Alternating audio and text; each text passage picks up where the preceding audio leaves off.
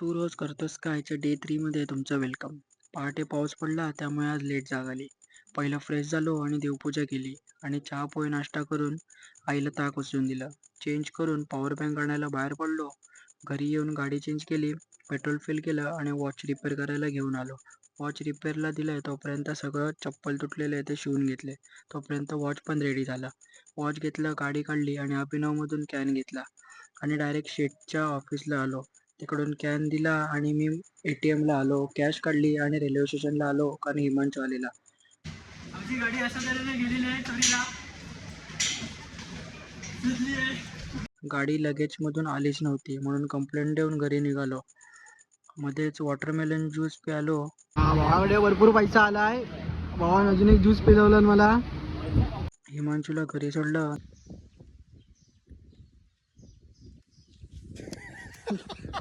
हड हड हड चल चल घरी घरी जा चल. या किलो 500 दिलंच का? हा? तेवढ्या पण नाही हातात. निघायचं. रोज करायला नाही व्हिडिओ. मग थोडी बकचोदी करून मित्रांचा टाइमपास करून घरी आलो.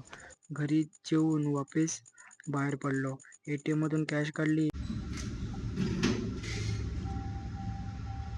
एक रोड गेली का आतमध्ये?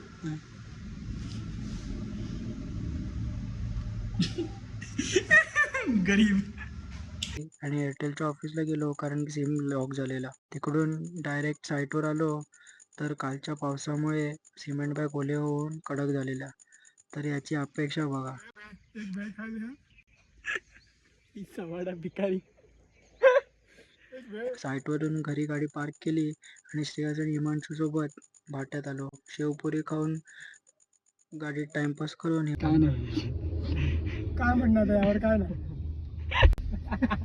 हिमांशू सोबत सलूनला बसलो आणि मग चालत घरी आलो कारण श्रेयसला लेट झालेला.